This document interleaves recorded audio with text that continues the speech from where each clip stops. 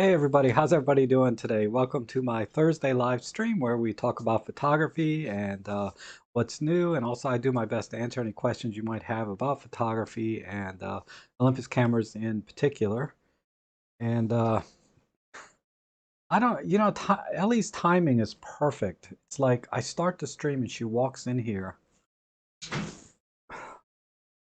but I have to close my door now.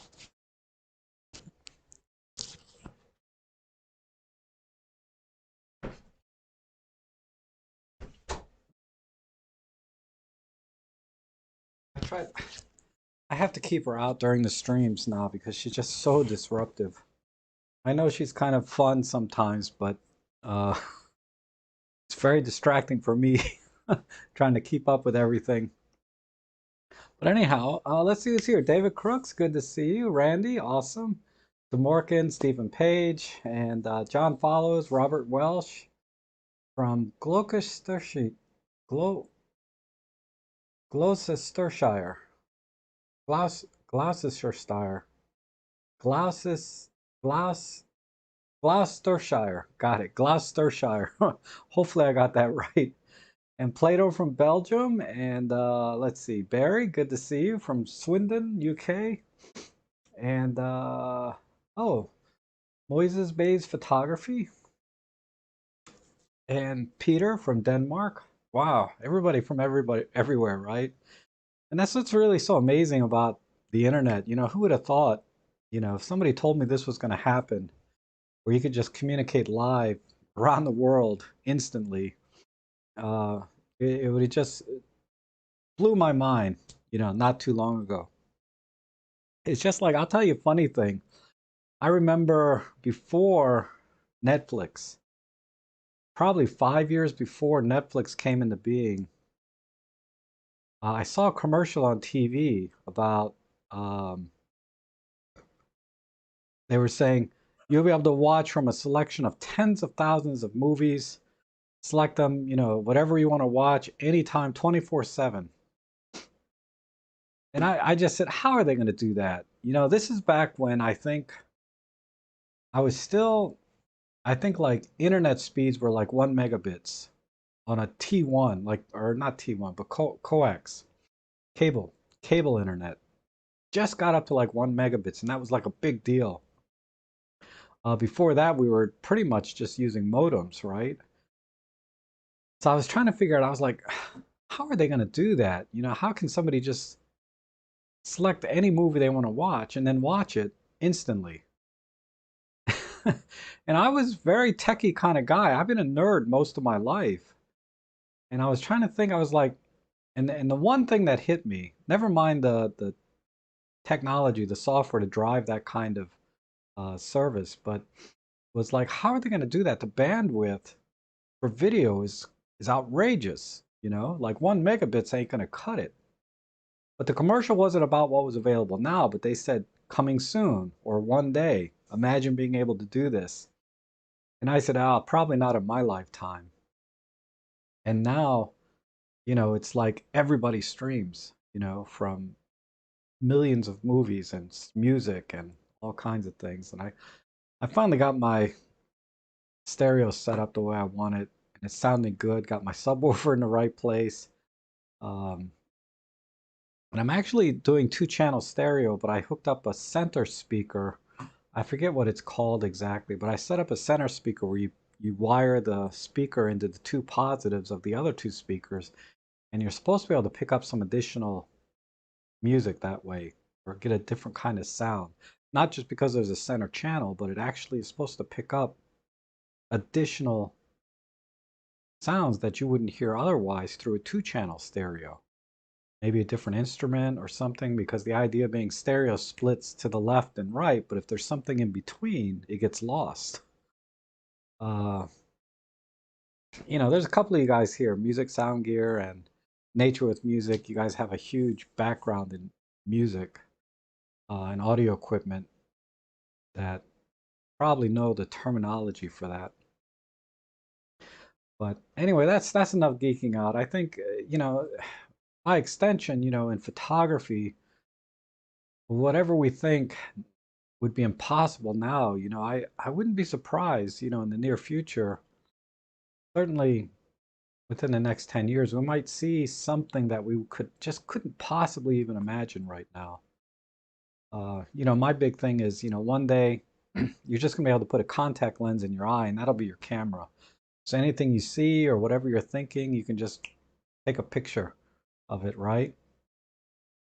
Uh, not the center channel, Dave, because I have a 5.1 surround sound theater receiver amp thing. I'm not using the center channel on that. I'm wiring a center speaker to the two positive posts of the other two speakers. But in any case, we'll get there one day. Some leap in camera technology that'll just really make everything we're doing now pretty much obsolete and nostalgic in a way, kind of like film is now. It's very nostalgic to shoot film. Um, it's so much better now with digital, but who knows? Like in 10 years, it might be so much better with something else. So I look forward to that. I hope I live that long anyway, to see it or not. And Robert Welsh says, Rob, I used to see Wi-Fi in the top left hand of my touchscreen on my EM10. It's no longer there. I still get it via the menu, but it's not as convenient. Oh, that's interesting. Uh, dang it. What is the...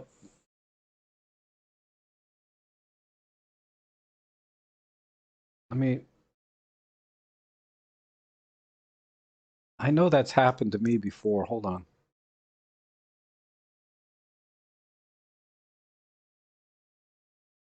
Yeah, like right now I'm not getting any Wi-Fi icon.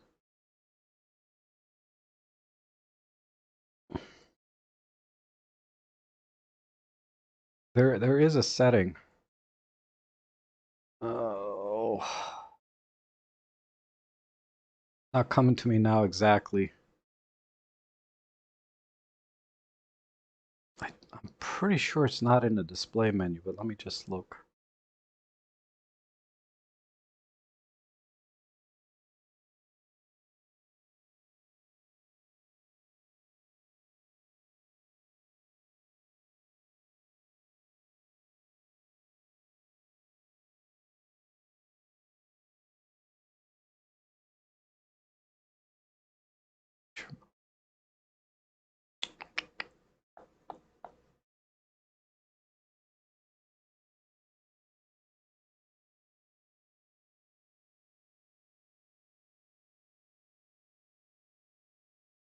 I mean, I never use Wi-Fi, so it wasn't something that catches my attention when it happens, but I know what you're talking about. I remember a long time ago, I was like, oh, that's interesting.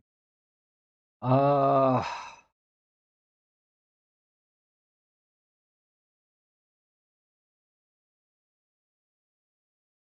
I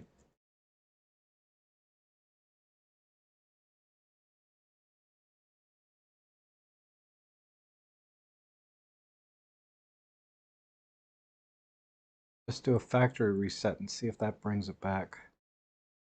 Get out of manual focus. And I'm pretty sure you have to have a memory card in the camera for the Wi-Fi to show up. Yeah. So as soon as I put the memory card in the camera, it shows up. I don't know if maybe if because you don't have your memory card in the camera and you're trying to use it for something. I mean,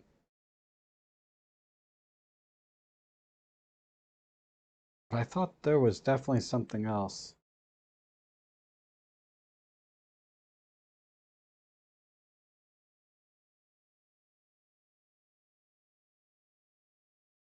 That's all I can think of right now is you don't have a memory card in the camera, which seems silly, but maybe that's what it is. Try putting a memory card in your camera.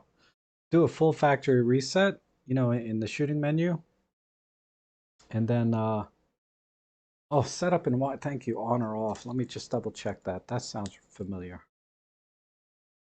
I know the Wi-Fi doesn't show up unless you have a memory card in there. Setup.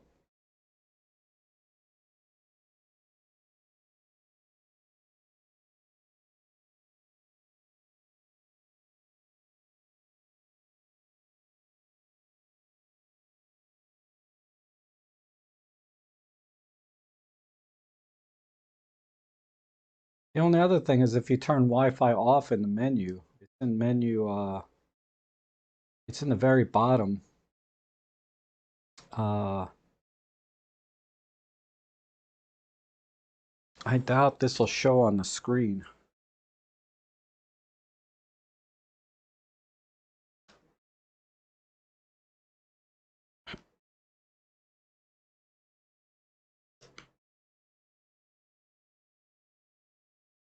Let me see.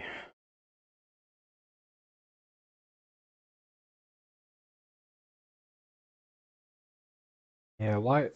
So that's Wi-Fi off. I go in and turn Wi-Fi to just private.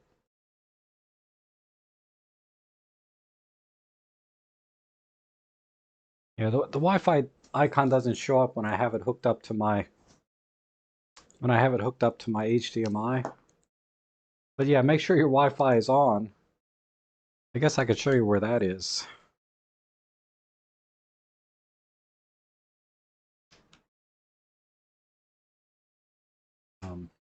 So you go into the menu, and it's right here with the wrench, right? And then you scroll down to Wi-Fi settings, and then you select one of these that's appropriate. Sharing for other smartphones, unique password. Yeah, just set it to private. That'll work. And there's a default password, but it looks like you can change it too. So those are the only two things. Yes, Robert. So those are the only two things. Make sure the Wi-Fi is on, and then click your info button to toggle through the different screens or information screens, because sometimes if you may not be on the correct screen on the live view. So click the info button, and that toggles through the different screens, and one of those should have the Wi-Fi show up.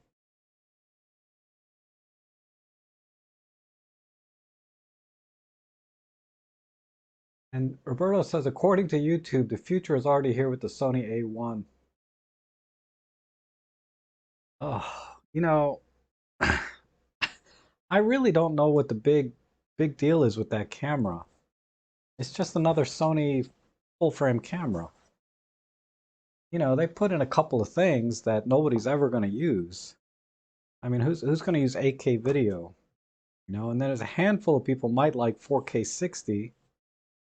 So on the video side, yeah, big whoop-de-doo. And then EVF is 9 million dots. I mean, I can, the 2 million dots in our EVFs is good enough, to compose the picture and take it, If you're going to review and pixel peep, you should do it on a computer. I guess if you're in the field and you want to pixel peep, like make sure you got every eyelash in focus, that might be useful, but it's just overkill. $6,500. 6,500. Who the heck is going to buy that? That's going to be a camera you rent. A few serious enthusiasts might buy because they enjoy gear, but I didn't see anything on that camera that would make me want to buy it, you know?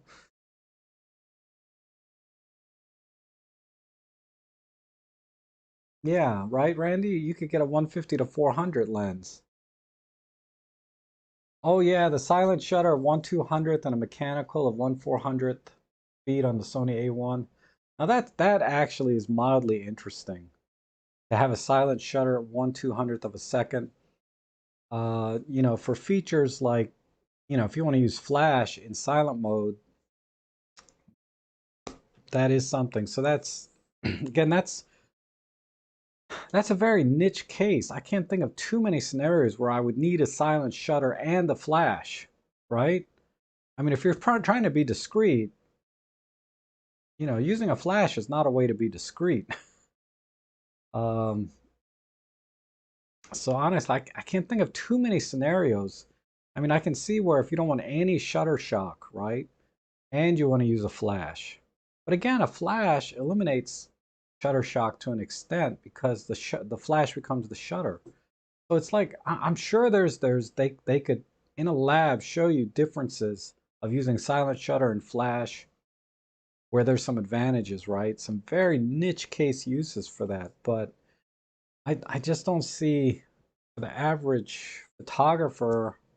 I mean, I guess they priced it at a point that the average photographer is not going to buy something like that. But still, it's just I can't see any use case for that. I really just don't see it. Yeah, see, Dave has the same comment. Flash and silent mode, what's the point? I mean, it could be something I'm not thinking of, and it's solving a very specific problem in photography, but it's not anything I can think of off the top of my head. What problem that would solve if you need to use flash and silent mode? Like I said, if you're trying to eliminate shutter shock and use flash, that could be a scenario, right? Maybe macro photography, that might be a scenario you could use it. But it's very small slice of problems to fix. And then get us towards global shutter, saving mechanical shutter count. Yes, that would be interesting. Um,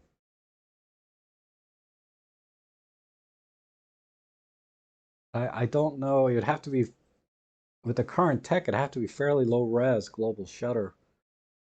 Because you have to process. A global shutter is basically taking the entire picture at once rather than doing it as a rolling shutter like all cameras are today.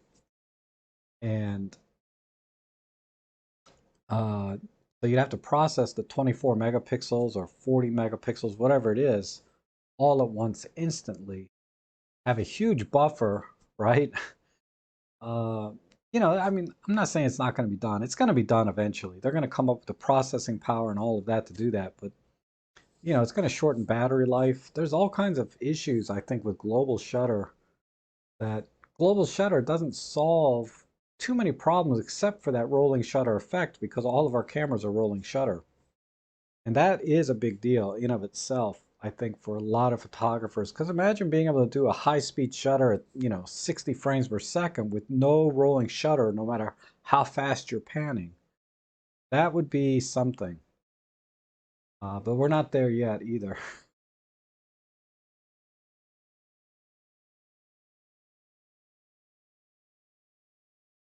And let's see.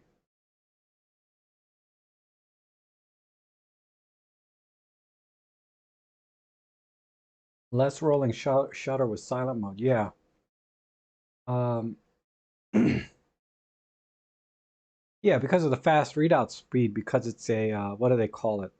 What's that technology called? It's a stack sensor design where they're putting all the electronics on every pixel. Well, I don't know if it's every pixel, but they're putting all of the read registers or something on the sensor itself, so that the electrons don't have to travel all the way down from one end of the sensor to the other. It's because the registers are right there, and that effectively gives you a very, very fast readout speed. So yeah, you'll have less rolling shutter in silent mode, but only up to 1/200th of a second. Uh, And then at that point, I'd love to see a test though to see how fast it actually is.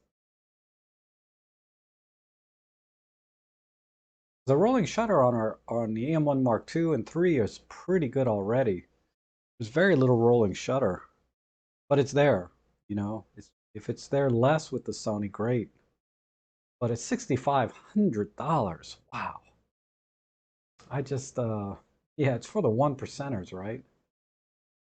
That's um that's a lot of money for something that very few people are going to need or use.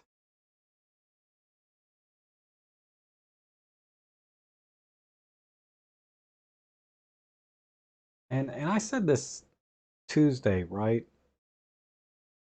When you have money, things start making sense. So a $6,500 camera that can do 1/200th of a second with flash sync might make perfect sense to somebody that has money. But for me, it just makes no sense.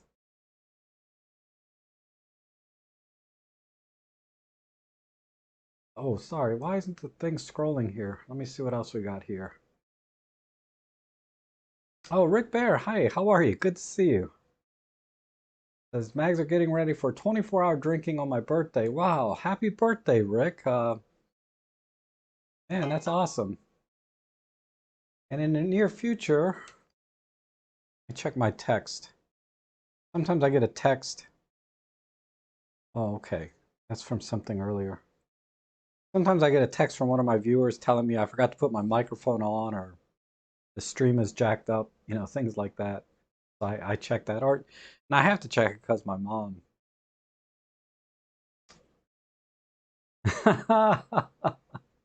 DeMorgan, you really think so? Someone who shoots for porn sites could use some of the features? Seriously? Oh, okay. Cool. Um, I can't even imagine then. Let's see. Very high speed sync with fast readout. Do not have the sync with fast shutter. This is the camera to fill many niches. Not mine, of course, but some people's.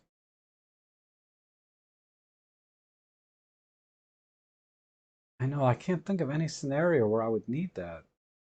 But again, it's not something that I've had before, so maybe I didn't. Once I have a feature, maybe I can think of a use for it, but I can't think of any now.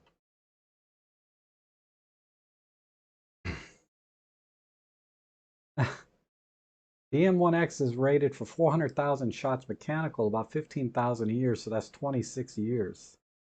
Wow. Yeah, I do more than, I don't know, I might do 100,000 shots a year. I don't know, let me see what I did last year. I can tell you.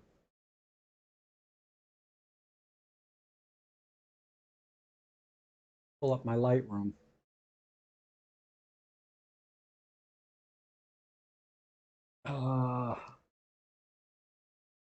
2020. So it says 24,000, but that's not a real number. I have to, oh, that's, so right here, assuming I shot everything in RAW, that's 11,000 images I shot in 2020. And that number is a little bit lower than previous years, I believe. Let me see if I have, yeah, 2019, there's 47,000, 20,000 raw images in 2019. So I was, because I was out a lot more in 2019 than 2020. But my total from 2013, let's see, I just look at raw, 100,000 raw images. But I know, oh, I have to count the digital negatives too because I converted a lot. So I did 120, about 121,000 images since 2013. So yeah, that's a long time. And the reason I have to count, uh, I mean, it's probably a little bit higher because there were times when I only shot JPEG. I didn't shoot in RAW, so the number's a little higher, but it's not double. You know what I mean? It's not double. So I did in 7 years, I did 121,000, give or take. I know I deleted thousands of pictures, but still, I didn't delete half. You know what I mean? $27 for 3 rolls of Tri-X. That seems high. And DeMorgan says, I once had an accountant tell me to spend 25,000 in 2 weeks before the end of the year. Man, I can't remember the last time I saw $25,000 all at once. Either stacking all of my accounts together or God, 25,000. And David did 40,000 shots. I know how you did it. You shoot in pro capture all the time. I mean, so those most of those are probably not actual physical shutters, right? They're all electronic shutter. But yeah, I'll rack up 1,000, 2,000 shots in one photo walk if I use pro capture. Easy. I'm not a big fan of Pro Capture, mostly for that reason, because then I got to delete like 1,000 images. Um,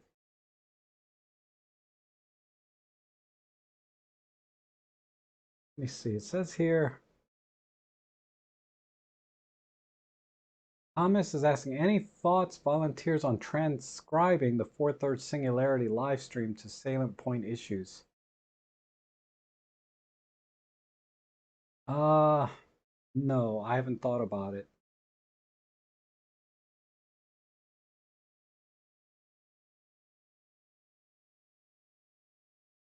And I once, okay.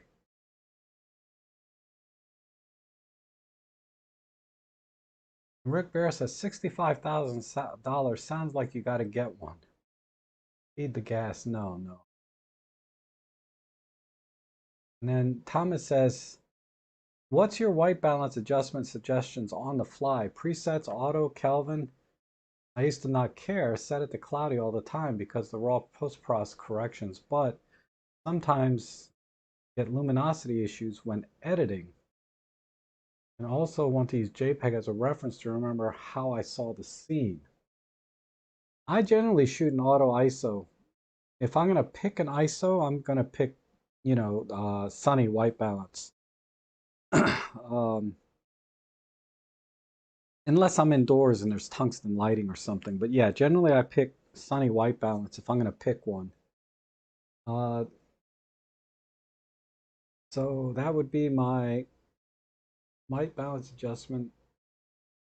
But I know what you mean about the luminosity because, the warmer colors look a little brighter than, I mean, they look brighter. They're not actually brighter, but they look brighter when they're warmer. But I would use auto. Usually that gets me really close. And then uh, if I'm going to pick one, I'm going to pick sunny. Even if it's cloudy out, I would probably pick sunny. I've done that before.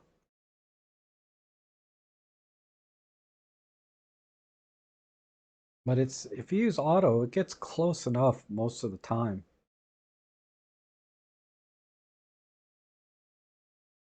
And Randy says you shot 27,000 in 2020 with all the cameras, so spread out among all your cameras, right? Um, that's the same for me, right? It was 20 some thousand. So we're in about, you're shooting a little more than me, it looks like.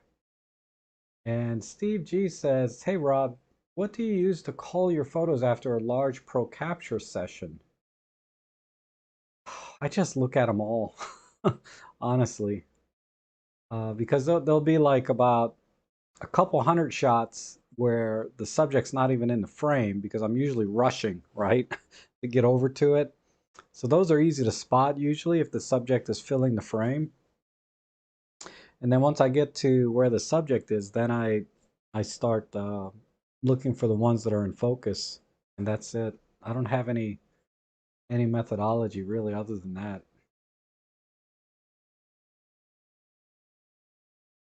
Yeah, 14 years. Yeah, in 14 years, there'll be another camera you can buy if you need to even. Really, who knows? Maybe camera tech won't change that much in 14 years. Like I said, I could take a camera from 2005, 2006 and still be pretty happy and get all the shots I need, even professionally. I could get the shots I want. Yeah, Roberto says you hate calling photos. You wish you could nail it first shot only. Yeah. I know David Crooks was a little bad influence on me because I watched him shoot, and yeah, he uses Pro Capture a lot, and he also does HDR bracketing, um, which I believe gives you two images. At a minimum, it gives you the JPEG HDR, and then it gives you one of the RAW files. And then when I bracket, I shoot, +2, -2, and 0. I get 3 shots per bracketed group, right? Um, so I tried doing that when we were on David, when we went on our photo walk uh, this past weekend. I did turn my bracketing on, and I turned it off later because I was just missing shots, because I thought about, man, I'm gonna have to go back and and remerge these as an HDR and all. That's too much work. I'm just going to get it in one shot. So it's if I was trying something very specific and I had the intent to bracket, it's one thing, but to take every shot as an HDR for me is, I don't know, it just is too much for my brain to handle.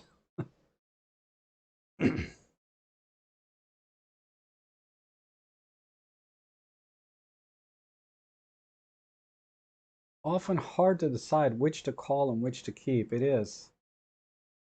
It is.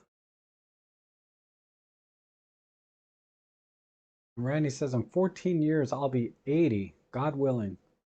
And DeMorgan says, by the way, I tried to upload a photo for others to edit. It was an uncompressed RAW to TIFF, but too big to upload. It was on the page. Yeah, TIFFs are huge files, right? So the best thing to do is convert them to 8-bit TIFF instead of 16-bit. Or just send the raw image. That's the best. Because TIFF files, for some reason, aren't just, even though you export them as 16-bit TIFFs, I still see problems sometimes trying to edit those.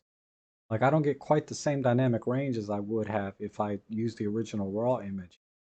And I'm sure that's how I'm converting it. There's something I'm doing wrong, but you end up, you take a 20 megapixel raw file or 20 megabyte raw file and it turns into like this 70 or 80 megabyte TIFF file. And there's not really any more information in there.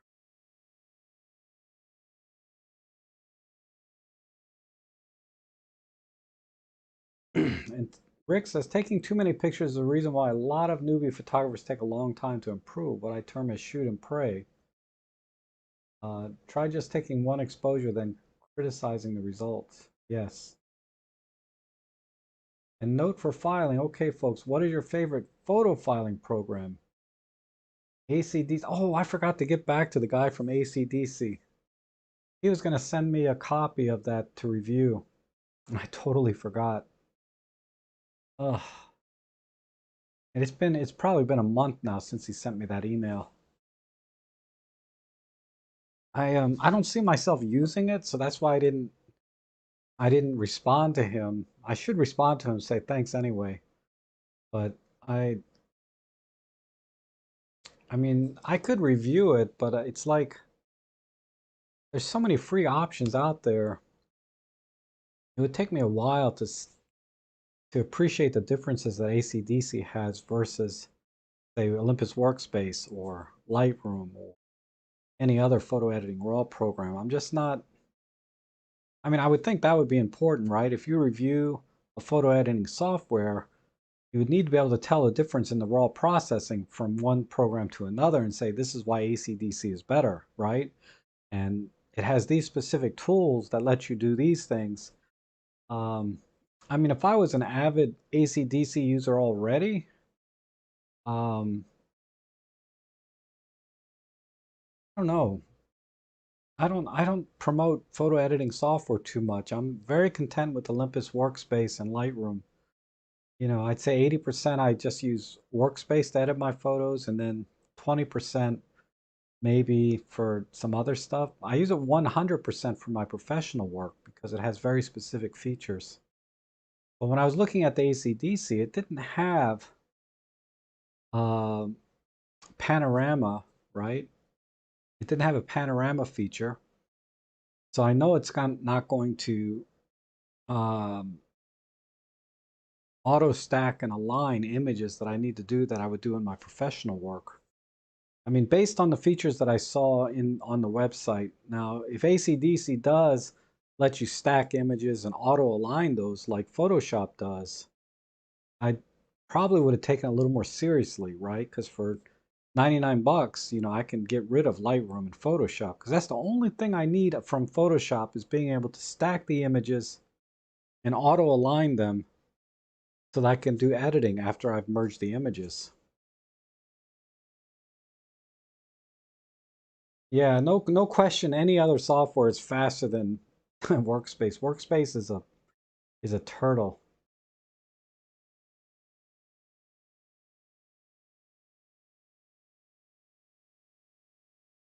And John McCormick says ACDC Pro all the way. And Dave says Scott Kelby has articles on not using TIFFs, but software companies still use it. I mean, I read about this a little bit, but the TIFF file is actually the original raw image. And most of the raw files that we use in our cameras are based off of the TIFF. But then, every camera company stacks on all their stuff and makes it their own. But our cameras shoot in 12-bit RAW. Some cameras shoot 14-bit, some less, but in TIFF you have 8-bit or 16-bit that I've seen, at least in the software I use. And 8-bit is a little bit tight, right? It's not going to give you the dynamic range and the color depth. And then 16-bit is too much. That's why the files are so huge. So you got a lot of unused bits, but it's all being put out into the file.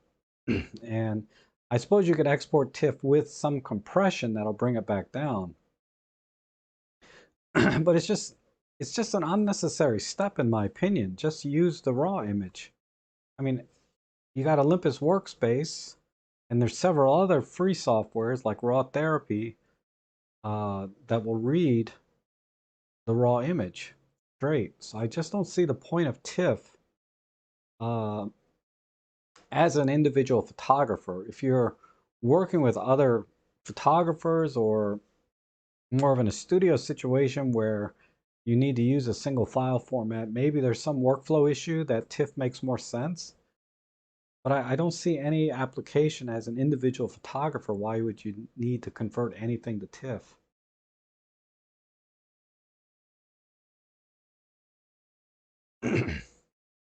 And A-Time is asking, what do I think of Luminar AI?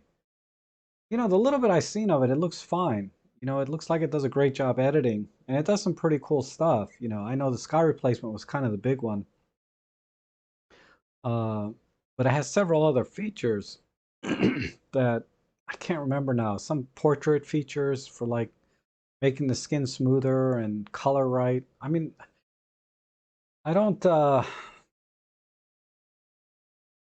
don't know if we're there yet, but I'm always a little bit wary when software or cameras or anything really does things for you, and I don't necessarily understand what it's doing when it does that.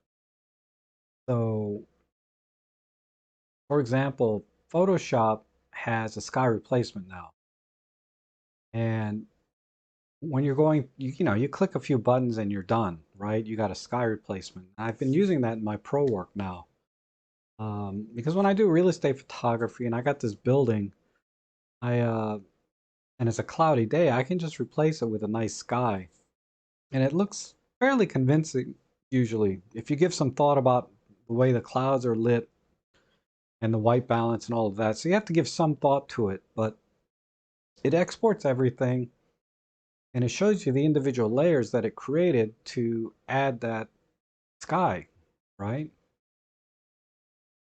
So you have a better understanding of what it's doing. How it's doing it, it's almost irrelevant, but you understand what it's doing. And that makes sense to me. But Luminar AI, for example, you do sky replacement. I don't know how it works exactly. And like I said, the how part is not that important. But I don't think it showed you exactly all the individual layer mask that it did to use to create the sky. Maybe it does. But I need to understand what it's doing before I use it. It's just like the noise reduction, artificial intelligence type stuff. The couple times I tried it, and this was early on, I understand it's improved a lot since then, but it was not doing a great job for me. So I always manually reduce noise, because I understand what each slider is doing. What is the color noise doing? What is the luminance noise doing? What is the detail slider? I understand the individual sliders, and then I can mask and do everything myself. So I much prefer doing things myself right now until my confidence level is higher with artificial intelligence type software. I just don't see we're there yet. be honest. I mean, if you're going to buy a photo editor, you can buy one, and any of them will be fine. Luminar AI is fine. ACDC is fine. They're all fine. Raw Therapy is free. That's fine. Workspace, it's free. It's slow, but it gets you there in the end, I think. um, and like I said, the reason I use Photoshop is because of that stacking and alignment feature. I have to use that. And I haven't found any other software that does that adequately.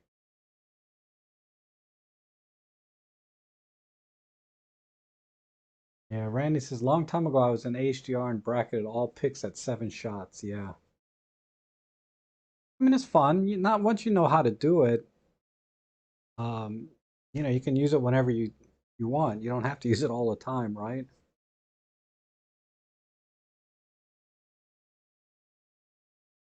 An ACDC 2021 Ultimate does photo stacking. I have to look at it. I know it does photo stacking for like focus stacking, right? I did see that feature, but that's a little different than stacking and aligning. I need specifically something that will align photos after you've stacked them. And and if you have a panoramic feature in the software, that alignment function is kind of it's there by default, right? But photo stacking in of itself is not what I want. I want photo stacking with auto alignment. That that additional feature is very important, the auto alignment part. Because stacking pictures is nothing more than just doing double exposures and then masking and things like that, right? I do think you're correct. It does do that because I know it does focus stacking type things. But I don't think it did auto alignment of the stacked images.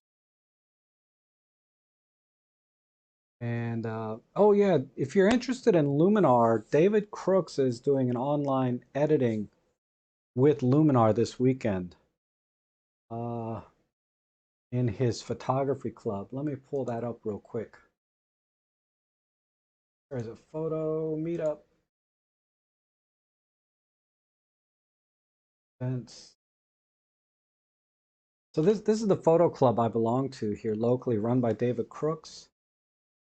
And here's the schedule. I'll just paste this. So if you guys want to watch David Crooks editing photos, and I think he said you can email him some photos, but I think you need to join the club first. And it's free, so don't worry about it. I mean, but that's the that's the photo club I belong to. So if you're local to the area or in the area, just let's go out for a photo walk. Um,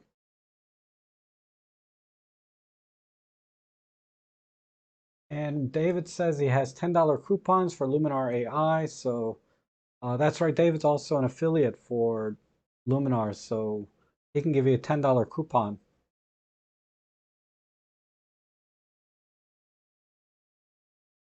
And long time ago, oh, sorry, I read that. And Rick Bear says, Adam, Luminar AI looks like an interesting program. I'm thinking of getting a copy. If useful, see what improvement it suggests. Yeah. I mean, it looked like a great program, but it's that auto alignment feature that I'm really want to really need. If I can find a program for 99 bucks or less that'll do that in a way that the workflow is very smooth, I will buy it instantly and drop Photoshop and Lightroom. But the only other program I saw that does that is the Photoshop Elements. But the workflow was piss poor. I mean, I cannot professionally work with the workflow that it had. So Photoshop is still the only program. And Sean Mangin's asking, hi Rob, what does 422 mean in video specs? That has to do with the color. There's a lot of good videos on YouTube about that, but basically, um, the idea being is I think the maximum color resolution is like 4.2.2 or 4.4.4, right? And 422, so it's still doing some compression to the color, so it's not the maximum color, but it's a lot more than say 420. So there's 420, which is the most common. Then there's 422, which gives even more color information. And then 444, I think, is the maximum. And 422, I don't know in terms of numbers how much better 422 is than 420. But having better color rendition, you'll get more color available. You can pull from a wider range of colors in the color palette, and thus you'll get less banding, things like that. So a good example is like you're doing a video and there's a nice deep rich blue sky background, but then when you play the video back you'll see banding where there's it's dark blue, then suddenly it's a little bit lighter blue, then suddenly it's lighter blue. So you'll see what they call banding. And 420 won't do that as much as 420. So you have to watch a video because there's people that draw diagrams and things and show you how, what 444, 420, 422, what those are exactly in terms of the colors, but it has to do with something like, I think the first number is like luminance. So it's recording 4 bits of luminance because our eyes are most sensitive to light. And then the other two are colors. And it's a little beyond me, honestly. I can't remember. I watched a few videos on it between 444, 420, 422, but it's basically 422 that has more color information than 420. But all of them start with 4 because 4, if I remember correctly, is the luminance, the brightness. And Thomas Zazowska says, thanks for the answer on white balance. When possible, I use a trick you showed in one of your vids on real estate work. Take a test shot with the white card in the photo. Yes. Um, yeah, any kind of white piece of paper, white card, you can set your white balance manually. I do that on the fly sometimes.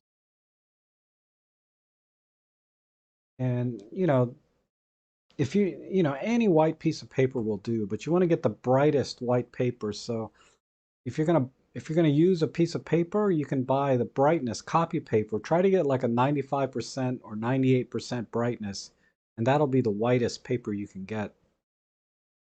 They may have higher. I know like 95 and 98%. You pay a little bit more, but you're getting 500 sheets, right? For like 10 bucks. Uh, that's basically 500 white cards. And if you divide those into 4, but yeah, I always carry a white piece of paper. And Serge is asking, does someone know what exactly the Orton effect for woodland landscape? It's just basically soft focus. That's it. Um, so you add a little bit of glow or softness to the image, but retain the detail, right? That's all the Orton effect is. There may be some tone curve adjustments too for more contrast, like crushing the blacks and pushing the whites, but that's all it is. But, long story short, it's soft focus. And then DeMorgan says the page rejected the file format in RAW for editing each other's photos.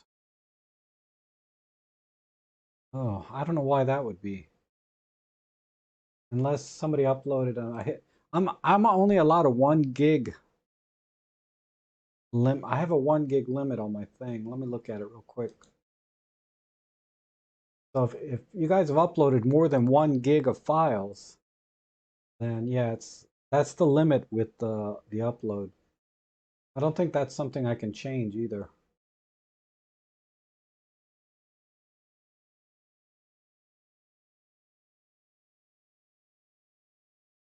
I mean, I have 15 gig of space that I can use, but it only allows you to upload 1 gig per form. That I'm not getting any message though that it's full right now. And Thomas Zazaska says, for alignment, I use difference blending modes in elements. Not automatic, but it gets the alignment done. Yes. Yeah, like I said, I could use Photoshop elements. In fact, I did before I bought the package, the $10 a month thing. Uh, and the workflow is so much better in Photoshop than it is in Elements.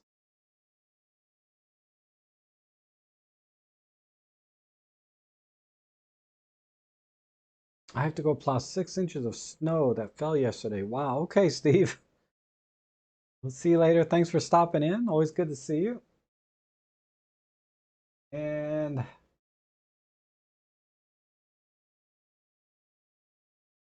Roberto says AI overcooks us. Photos look like a Candy Crush ad. Gotta tone it down. Yeah.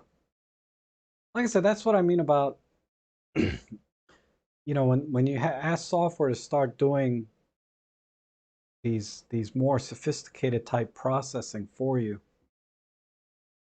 unless I really understand what it's doing, I'm a little bit weary of it.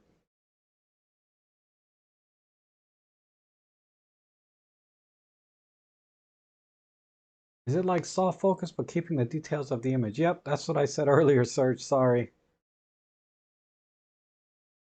You figured it out already. That's all it is. Um, did I use photo stacking on my Beetle shot? I don't know which Beetle shot you're talking about. If it's my Volkswagen Beetle, I don't think I did any shots with focus stacking or photo stacking at all. Those were all single shot. I wasn't very sophisticated back when I had that car.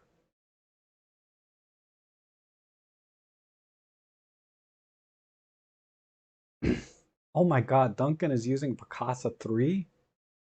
Are you serious? I remember Picasa. Oh my God, that was forever ago.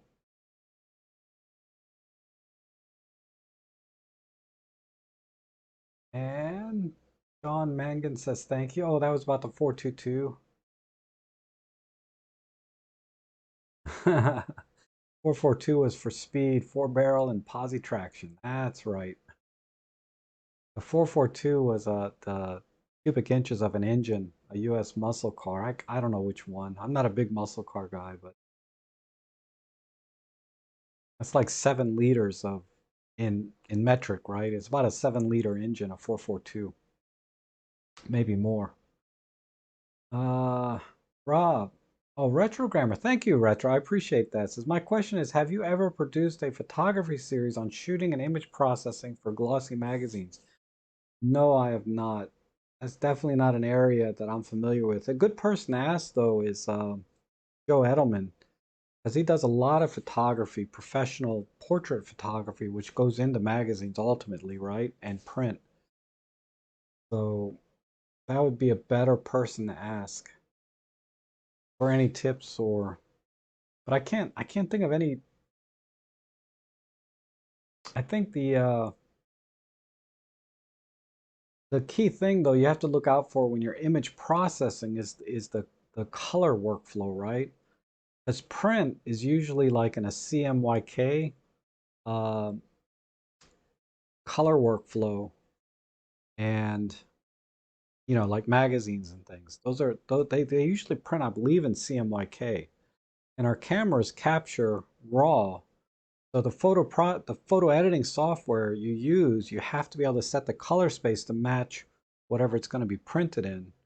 And of course, everything has to be calibrated on top of that. So it's, printing for glossy magazines, if you're talking about professional type work, the color workflow is very critical in that process. That's all I know about it, to be honest. um, so I think probably Joe Edelman would be a stronger person to ask though for a better answer. I wish I could give you a better answer, but definitely color workflow is very critical in magazine type print, professional magazine printing. And Matt is here. Says Remini app for cell phone improves focus and detail where it does not exist. Wish something similar on a PC.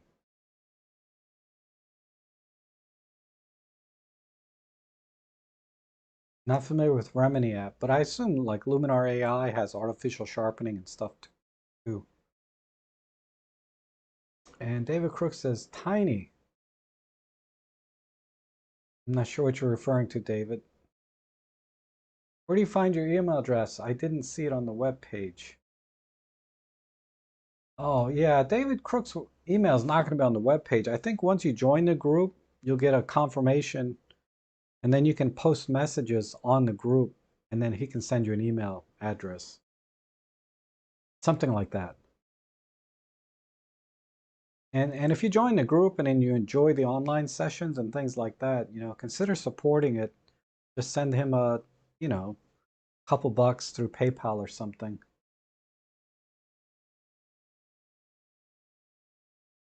Of course, I'm always a big advocate of supporting places I, enjoy um, whenever I can, right? So definitely, like some of the MU43 forum, I'm a paying member.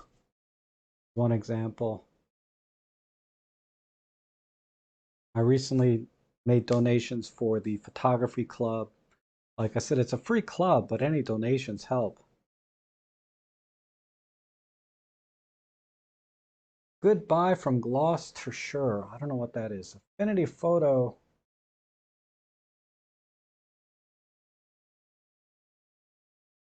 John Follow says affinity. Robert Welsh, I'm sorry, I don't know what Gloucestershire is. And John Follow says affinity photo has stacking and auto alignment, which includes perspective and scale rotate.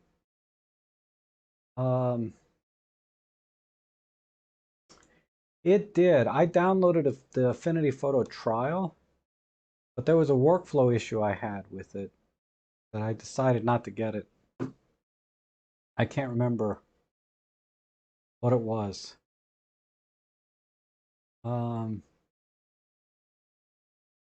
I should have just bought one because it was on sale for like 30 bucks or something during Christmas, the Black Friday or whatever. They had some deal for 30 bucks to get Affinity Photo. Either 30 bucks or 30 bucks off, and I was this close to getting it, and then I was like, I still have Photoshop. Why would I use Affinity?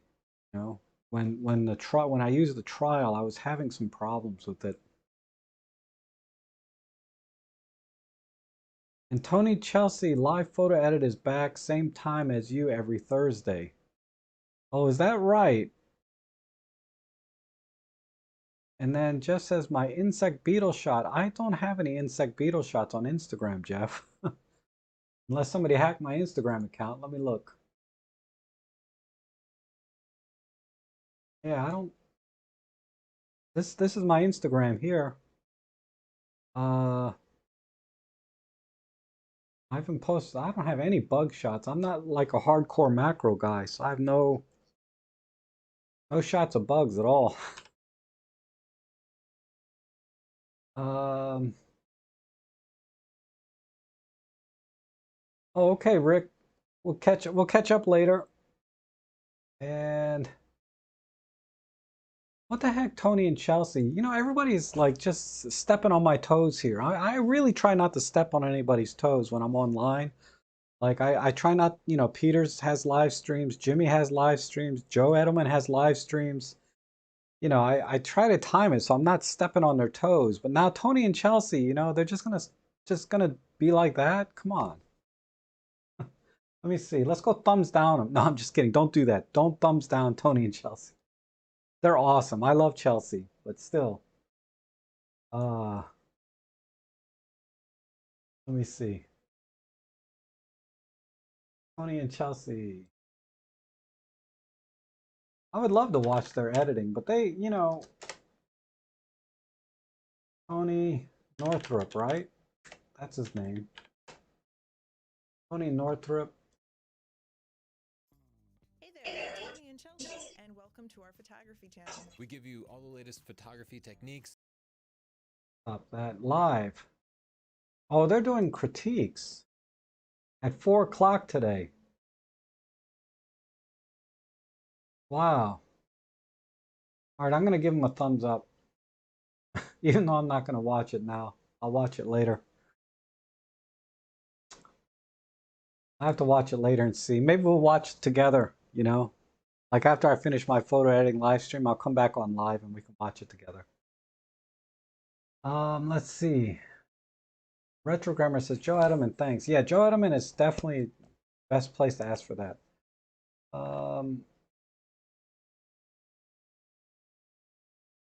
Great if you don't have or want to spend a lot of time editing. Yeah, I remember Picasa. It was a great little program. And Gloucestershire. And John McCormick says, do you still use Picolay for stacking? A new version was released at the end of December. No, I just use Photoshop, to be honest. Um,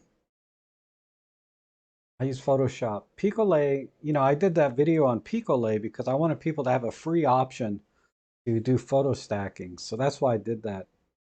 But I have a video on focus stacking. And then in the video, after I show you how to set up the camera and everything to do the focus stacking, I stopped and I said, if you have Photoshop, go to this other guy's channel. He has a great video on focus stacking using Photoshop. And then I said, but if you don't have Photoshop, there's a free version or a free option that I'll go walk you through. So I did a whole tutorial on focus stacking using Picolay, which is a free software. And that's what John McCormick is referring to when he says, do you still use Picolay? So technically, I guess I do, but honestly, I use Photoshop for all of my stacking. And tried a couple of different sizes ORFs, and it says invalid file format to upload to picture and critique feedback form. Oh, you're talking about my forum. Oh, dang it. Why is it doing that? I know what you're saying. Okay, I'll fix that before the next stream. I'll fix that. So during the next stream I'll talk about that. I know I need to change the settings. Because I have to be careful because forums are so susceptible to like spammers and robots and things, and they can upload a file that is a virus and destroy the forum and all of that. So that's probably why I put that limitation on there. What I do is I upload my raw files to my Google Drive, and then I put a link to my drive. The forum will accept a link to your raw file, but I don't think you can upload the raw file directly to the forum. So I'll have to give that some thought. I didn't think about that when I was saying people should, people can edit your files and things. Uh, I suspect Tony and Chelsea's viewers are very different from yours, so probably not really a conflict. If they just gave me 1% of their viewers, I'd be happy. I mean, I'm like a little insect compared to them in terms of, for YouTube, in terms of subscribers. They got like 1 million plus. How many do they have? I wonder.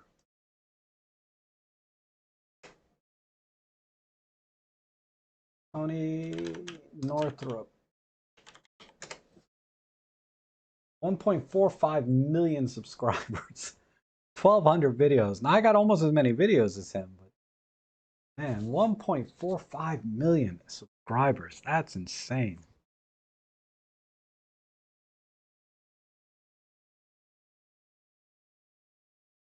But yeah, it's too bad Tony and Chelsea are pretty much pretty much putting the stake in OMD Solutions' heart. Why are they still talking smack about OMD Digital? I don't catch their videos too often. Like I didn't watch the Sony A1. I didn't watch the curve sensors. I didn't watch, God, I haven't watched any of these. 2020 camera guide. All this crap. I haven't watched any of these. Oh wait, this one I did watch, the Pixel Awards. As you can see the little red line. See. And then yeah, that's it. I watched Joe Edelman's live stream. That was a good one. I watched this one about 1 million subscribers. I remember that. Like I said, you can see the red line here. Anyway, yeah, I don't watch a lot of their stuff. Because they're just talking about gear that I don't care about. I don't care about the Sony so much. John Fowler says yes, but they talk rubbish and you don't. Yeah, thanks. I guess I don't. I don't know. I feel like sometimes I don't know. I just jibber jabber sometimes about nothing. Will your form accept Dropbox links for raw files? I'm pretty sure it will. It's just a link like any other. And John Allen says Tony's okay most of the time. Yeah, Tony's fine. I mean, to make statements like it's the micro four thirds is dead. I remember that was a big deal a few years ago. Is not helpful, right? And the only people it really affects are new buyers. So I guarantee statements like that made by him and many others that micro four thirds is dead definitely killed a lot of new business.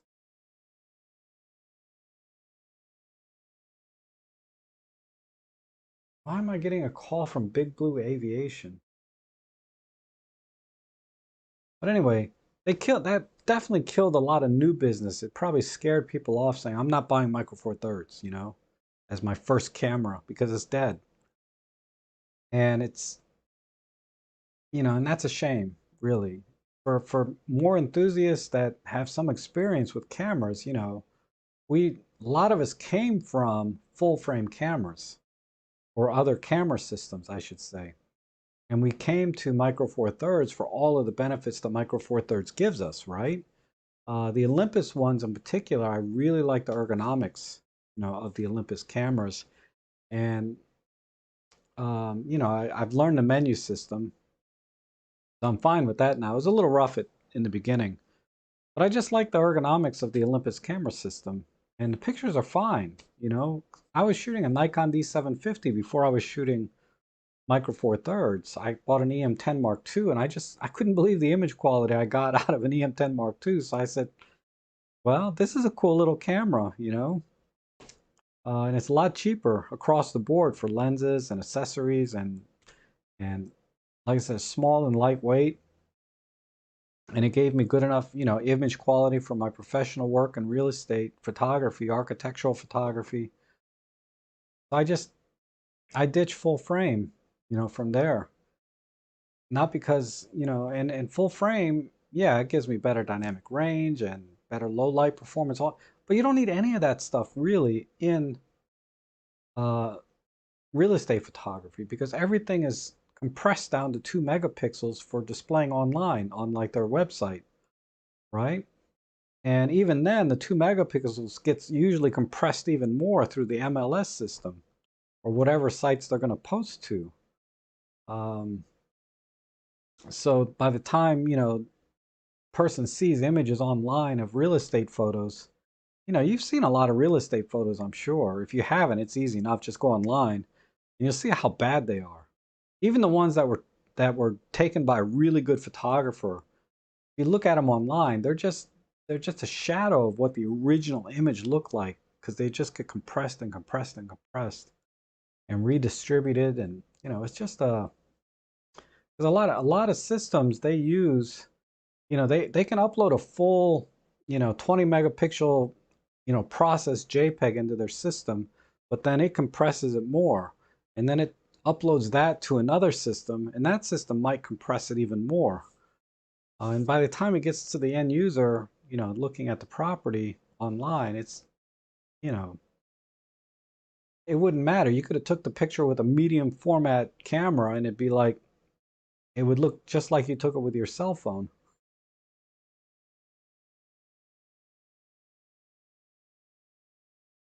And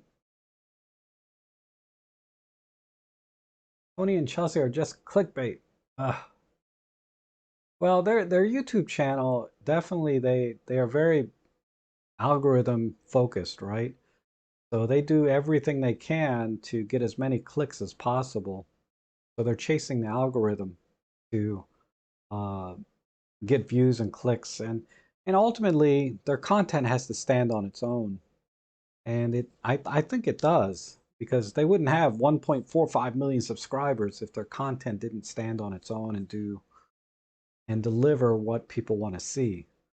It's not something I'm a big watcher of, you know, but there's apparently a lot of people that like their channel, regardless of how they got there.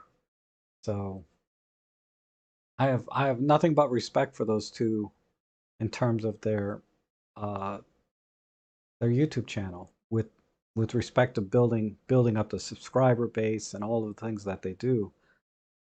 You know, they just their topics just don't interest me that much. Now, the photo editing is interesting to me. I'll watch that. But, you know, when they're talking about the Sony A1 or they're talking about whatever gear, I just, you know, I don't see the point. It's like the Sony A1. I'm like big whoop-de-doo, you know what? It's just another full-frame Sony to me. It doesn't mean anything. And you know, the few things that were talked about earlier, the things that it can do, I can't think of any use case scenario for me personally or professionally that I would use those features. Again, it's something that I just can't think of any photographic problem it would really solve. I mean, the rolling shutter, yeah, to some extent, that's definitely pretty solid. But 1/200th of a second is not that fast. If you're worried about rolling shutter, it's most likely in a sports action scenario where you're at 1/800th of a second, 1/2000th of a second shutter speed anyway. Um, so doing sports action and trying to avoid rolling shutter at 1/200th of a second seems kind of pointless to me. But anyway, let's not reharp that conversation. And John Yutse say, I stumbled on M43 some years ago, bought the Panny G1, used on a lark because it was small. The rest is history. Now shoot M43 80% of the time. Yeah, I'd say I was like at 99% of the time. Um, Honestly, I shoot my DJI Osmo Pocket Osmo more than my Panasonic S5 full frame camera, right? um, I don't think I've taken a shot with this. God, let me see. Let me see. 2021. Have I used it at all? I've not used.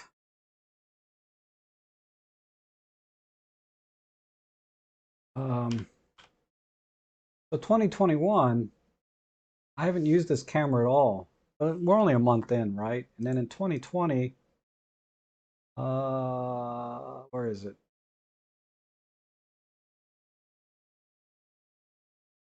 And where is it? Look, maybe it's under Lumix.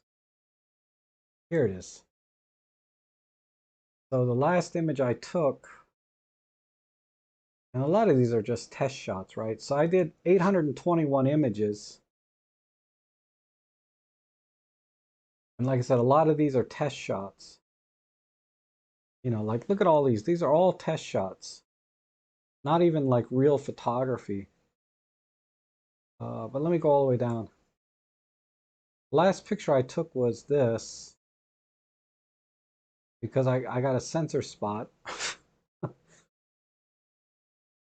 me see when this was taken.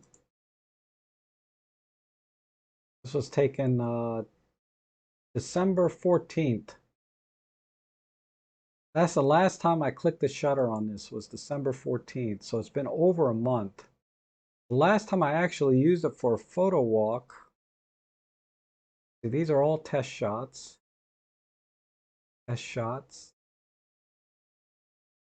These are test shots of my dog. More test shots. This is pathetic. Test shots of my dog. Test shots of my house. All right, here's the last time I really used it. Looks like this this picture here of a waterfall. This was taken November 1st. Wow. So the last time I used this camera for actually taking pictures, this S5 was November 1st. I can't believe I've had this camera for 3 months now. And I haven't used it at all for anything other than a few test shots for doing the reviews and stuff of my videos. That's That surprised even me. I can't believe it's been that long. I should take it out this weekend, maybe. I lost my chat window. Oh, here it is. Peter Forscar says he has 40,000. Yes, I did see that pop up this morning. Good on him. That's right, Randy. Him and Robin and Jimmy, they're all doing a great job on their channels. Um, and Randy, you got your motor drive for your OM2 SP. Cool. Those are heavy though. I have a grip for my OM2N, the motor drive. It's an MD version. Maybe it's the OM2, maybe it's my OM1. But it's heavy, man. That's like an all metal. I mean that's hard, solid metal grip. I remember that thing. And Tony did some reviews about Ollie cameras years back. Yeah, they really liked Micro Four Thirds back in the day when they didn't think, Micro Four Thirds was dead, right? uh, I mean, they know better. They know better that, a camera is only as good as the person behind it, right? Who's taking the picture. And all of us, Peter, Robin, Jimmy, Joe, we all use our OMDs, our Olympus cameras for professional work. Um, because the limitations that, the camera can, we're not even close to the limits of what the camera can do in all of our professional work. And Lauren says, Rob, people believe in a lot of things. They like the big hair. Oh, yeah, the fro. I love the fro. Tony and Chelsea are part hype, part fact, and a lot of cuteness. Rob, you need to add Ellie to your videos.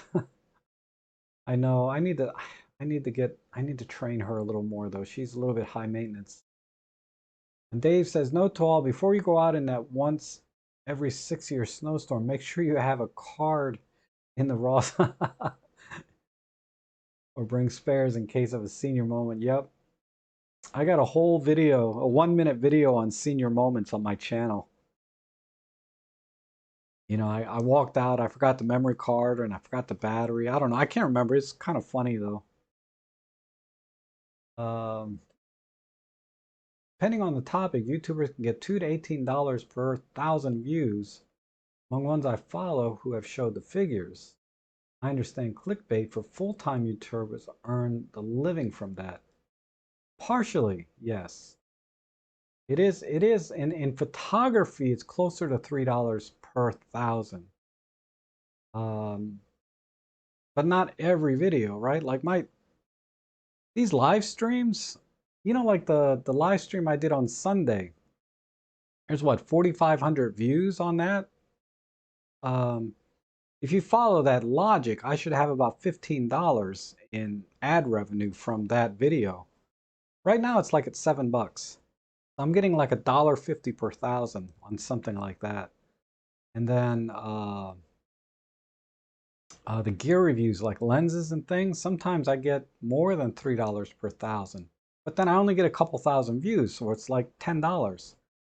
I might make $5 per 1,000. So I get like $10 off a lens review, and that took me like 16 hours to make. So when you think about the time you put into making a YouTube video versus how much that video earns off ad revenue, it's minuscule. I mean, it's like, pennies per hour ultimately that you earn off a YouTube video. And the idea being is you get hundreds of videos online and every video is making just a few pennies. And then at that point you make a few bucks more. But you get, you make more money with sponsorships. Like they have Squarespace all the time. I don't know how much Squarespace pays. Probably $10 or $15 per video, depending on who is doing the video. Because Squares, when you get a sponsored video like Squarespace or whoever else sponsors, I don't know who. They never contact me. But typically they pay you on a projected amount of views that your videos get. So if your videos average 10,000 views, they will pay you some amount based on what the predicted number of views you would get. And then you negotiate that out and, work it out. That's a typical business model for sponsorship. I'm sure there's other arrangements being made where it's just a flat fee regardless the number of views or whatever, but for smaller channels, like if I ever got sponsored by Squarespace, they would say, well, you average a couple thousand views per video, we'll give you $5 per thousand. So they'll pay me like $10 to sponsor Squarespace. Tony and Chelsea, they might get 50,000 views, but they're very high up on the, what's the word I'm looking for? Um,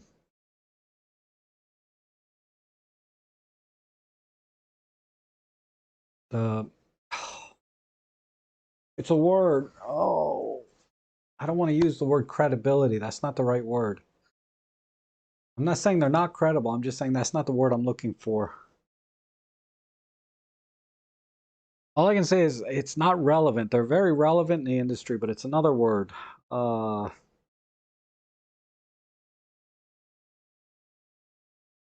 well, another word. It's not quite as precise, but it's a little more accurate than the other words I've been using. But they're influencers, right?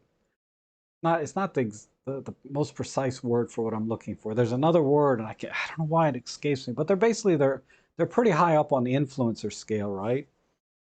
And that commands more money. And the fact that they say get average 50,000 views per video. Um, so they'll probably get paid a little more for sponsorships than I ever would, for example, because my influencer value is pretty low. And the number of views I get per video on average is pretty low. Uh, so I'm not here for the money, so to speak. So it's just, yeah, $18 an hour. I can't imagine. Those have got to be more of those how to make money on YouTube type videos, right? And you got to remember, a lot of times that number is cut in half, depending on the time of year. Like November, December is kind of the highest point in terms of per thousand views. But like January, I think I'm averaging nothing. It's pretty low. I mean, I'm earning about half. I can tell you that my January numbers are going to be half what they were in December because the advertising has just gone way down. Dave says, Rob has ruined me. I have a serious black and white eye. And let's see. You rich people buying gear you never used.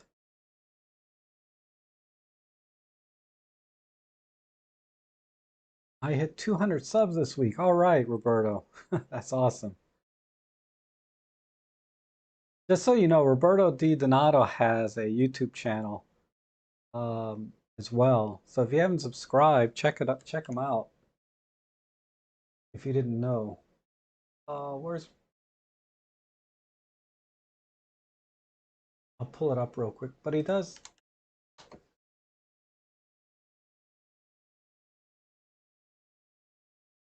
Here's his channel. So it looks like you're doing some photo walks with your dog. That's awesome.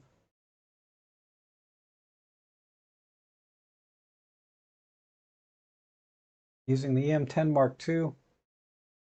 Yeah, just check it out. Support your fellow photographer, right? Um,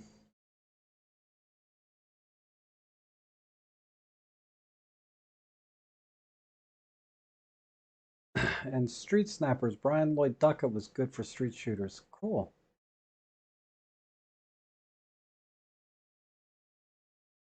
Add Ellie and a young lady to your videos, and bingo, you got 1 million views.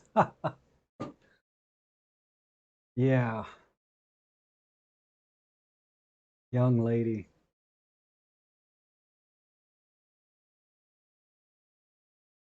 Man, back in the day, I was a man about town. I used to go out, but I wasn't into photography that much back then. I was definitely punching above my weight when it came to dating. I mean, I was dating women that were just so hot that just way out of my league, but somehow, I don't know how. Maybe because I had money at the time. Money trumps everything. Fro knows said that Squarespace paid for his loft. I seriously doubt it. Maybe, I don't know. I don't know how much Squarespace pays. I would guess for someone like me, like $10. So I'm not taking $10 to say this video is sponsored by Squarespace. You know? Um, it just seems, I don't know. Maybe when I get to like 100,000 viewers, maybe I'll start thinking about expanding some of the sponsorships and things. I don't know. You know, I like to get free gear, like free stuff.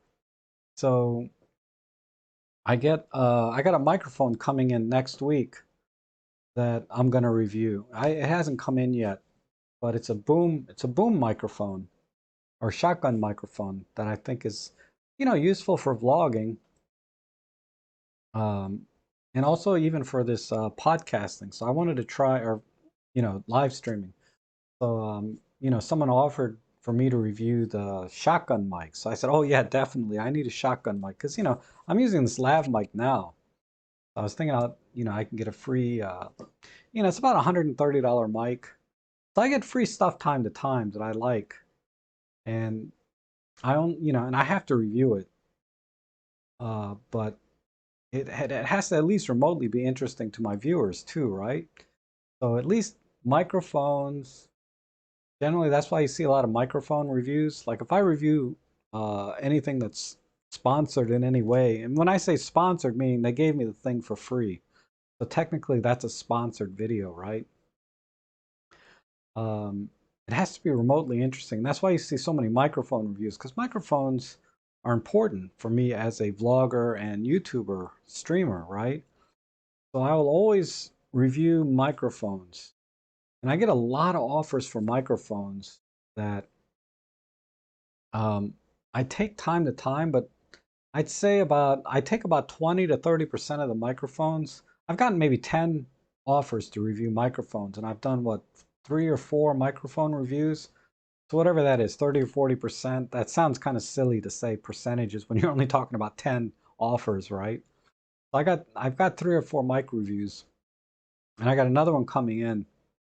So hopefully that's a good mic, and I'm sure it will be. Uh, but like the lens reviews, the camera reviews, tripods, bags, any other reviews you see on my channel, it's because I own the stuff. You know, I bought it myself, you know, like my S5.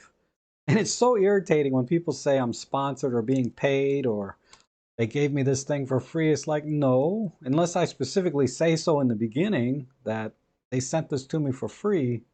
No, I bought it, you know, for myself for a specific reason. Usually because I have gas, but you know, I bought it. And I know none of you guys do that because you guys know me, right? But you know, you get the viewer that's never seen a video from me before. And I'm doing a review on one of my cameras that I own, and they're like, "Oh, he's sponsored. He'll say anything, blah blah blah." And I'm like, and I'm nice. I just reply says, "No, I'm not sponsored, but you know, I actually own this camera, and this is what I thought." You know, uh, but when I first read the message, my reaction is like, you know, this guy doesn't know anything. He's an idiot. You know. But then I calm down and say, he doesn't know. You know, there's this perception that people are being sponsored and paid all the time. Like, you know, Joe Edelman and Jimmy Chang, I know, have confirmed visionary status. Not Jimmy, I'm sorry. I know Joe Edelman and Peter Forsgard are definitely talking about visionary ambassador status, whatever it is with the new OM Digital. And that's great. But they don't get paid, you know, uh, to do anything. They might get early access to gear like a month before I do, right? Before I can buy it off the shelf. So that gives them a little bit of a lead in terms of reviewing the camera, but I'm not really a camera review guy, right? I'm just like, I test things, I show you how to use it, and maybe a few ways, some photography techniques, some photo walks. I don't know. My channel's a mess, honestly. I can't believe I have 25,000 subscribers. Because it's just, when you look at all the videos I have and you watch them, they're a freaking train wreck, honestly, compared to a lot of people. Everyone else's videos are so smooth, and very polished. And you look at my video, and I'm like just the guy with a camera, dropping my cameras or my microphone, no sound, constant problems. It just kills me. Uh, Anyhow, what? Let me get off that rant. Rob, try camera damage insurance company for an ad for your channel. You too might damage your gear, so bye. Yes, that's a great idea, Lauren. I don't know when you're halfway serious or just, being hilarious, but that's a good idea. Ugh, I missed the whole thing. I know, right, Elaine? Okay. But yeah, good to see you, Elaine. God, you've been here for about 7 or 8 minutes. Let me catch up on the text here. You and Elvis, huh?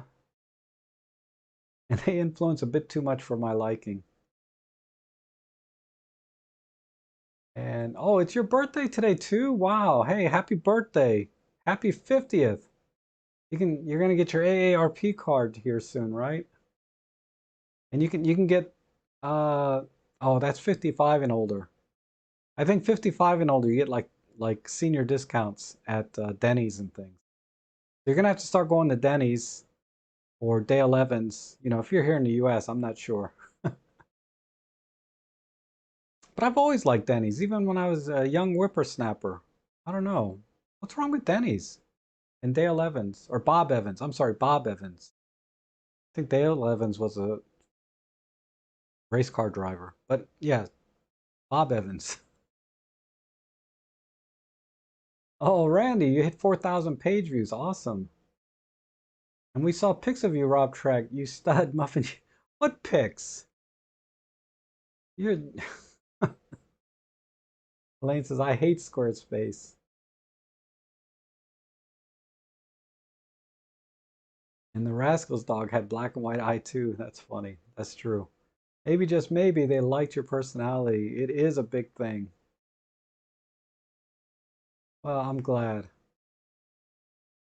You know, I don't need the whole world to like me, but just a few people would be nice, right? Keep my self-esteem going.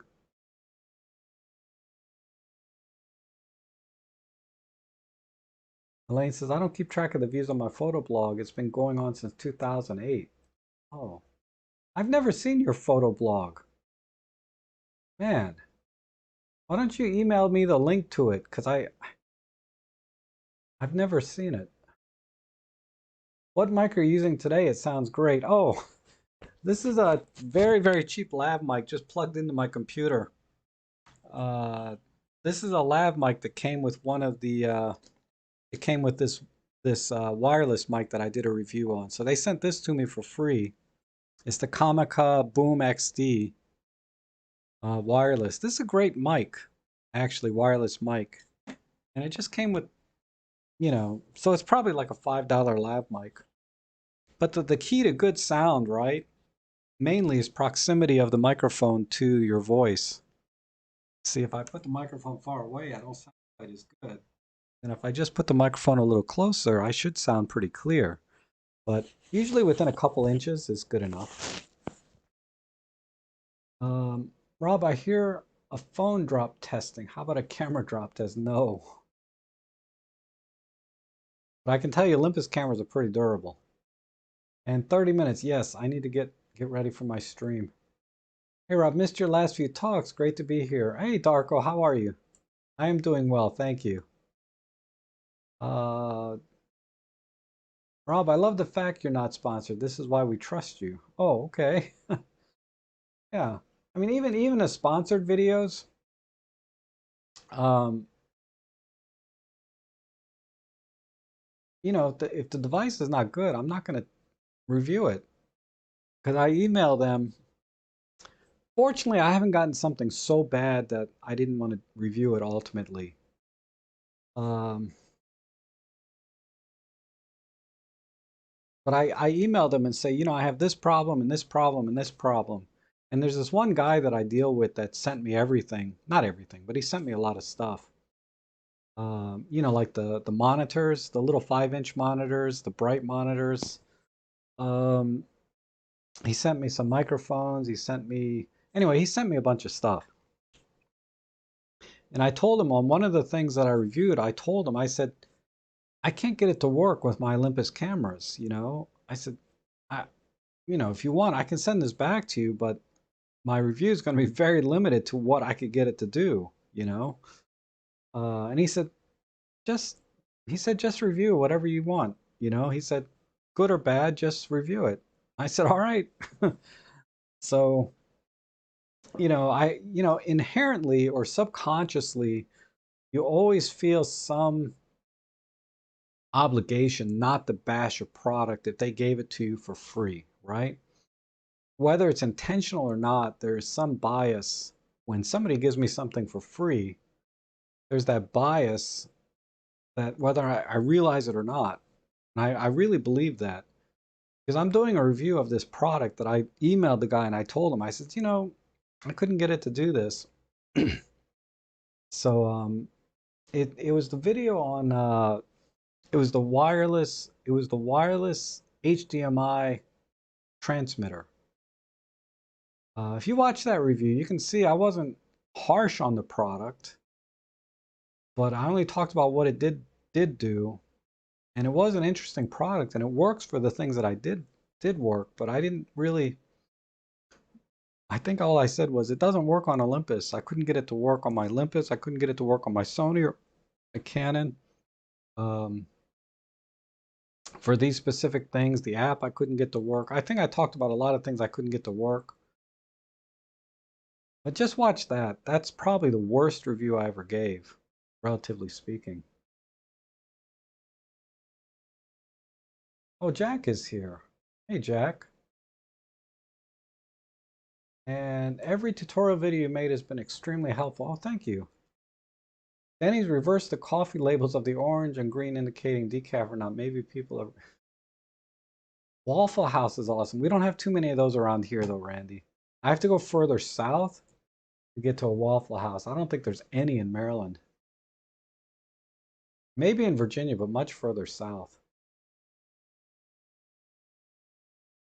Oh, Darko says my AF setup vids for birds is the best. Thanks. I tried. 10-minute. Are you serious? I don't think I can put a link in here. Okay, yeah, thanks. Oh, you got a Redbubble store too, huh? At my age of 81, you are the best next to Olympus. Oh, thanks, Errol. There used to be a video store, like where you go and rent VHS and beta tapes, called Errol's here in my area where I live.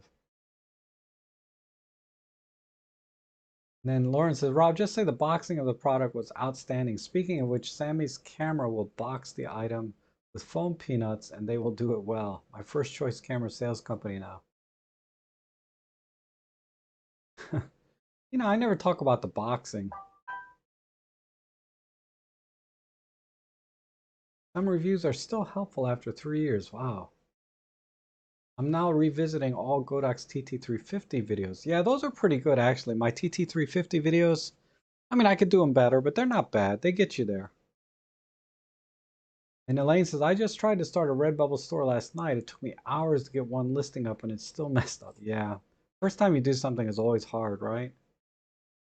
Yeah. Yes, I'm here. And wow, you really are behind on chat. Am I really? I think I'm caught up now.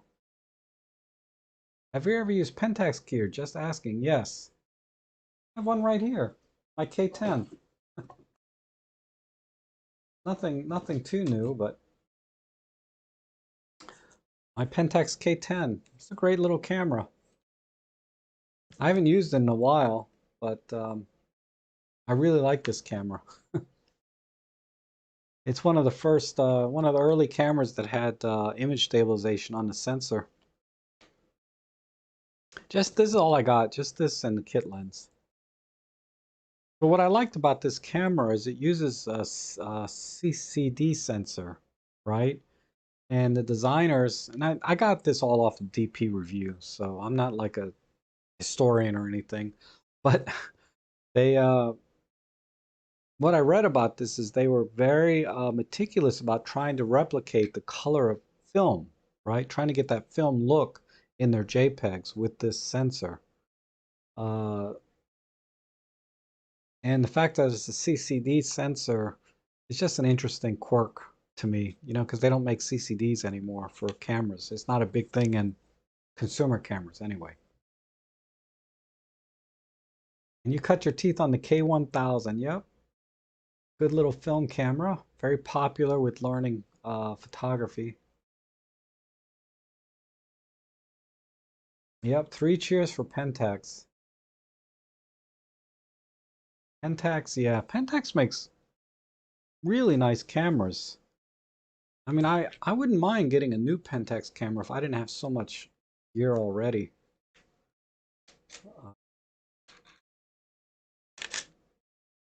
But yeah, it takes beautiful picture. Oh, where's the memory card? Oh, I took it out. But this was one of the first models that took a regular SD card. So that was another reason I preferred this. Still using an ME Super. That sounds familiar. Ringo approved the Pentax. Wow. My first SLR was a Pentax. Hey Arthur, how are you? Good to see you. And the Pentax Spotomatic was the first SLR in 1968. Man, you guys have been taking pictures forever. The foundation of my house would fail. No, my house is solid, man. That's the only good thing I can say about this house is that it is a solid, true brick and block construction. I mean, this thing, it would take a tank to knock this house down. It's it's solid. And my front porch is all rebar and cement, and then I got a stone, real stone front. I'm sure you guys have seen a picture of my house before, and it's brick all the way around. It's like, and this all this plaster is like cement board inside the house. I mean, the windows and the paint are all rotting away, but you know, the foundation solid. The AE1, yes, very good camera. And Errol says, I still have my Olympus OM1 I used on my telescope years back. Wow. I will give someone if they are interested in film cameras someday. Yes. And Elaine says, my photo blog is totally like.me, but you have to click on the menu to get the thumbs. I made it super minimalist. Oh, I'll figure it out. Don't worry. But okay, I need to get going. You guys have been awesome as always. Um, I need to get ready for my photo editing live stream, which is overlapping Tony and Chelsea's live stream. I almost want to just watch theirs, but I'll have to watch it after. Um, maybe we can do a group stream in the live stream and just watch theirs together and criticize, you know, critically give constructive criticism to Tony and Chelsea live. Wouldn't that be nice? Uh, but okay, thanks everyone for coming in and taking time out of your day to spend it with me. I always have a great time, so I really appreciate it. And I'll be back on Sunday, so see you then.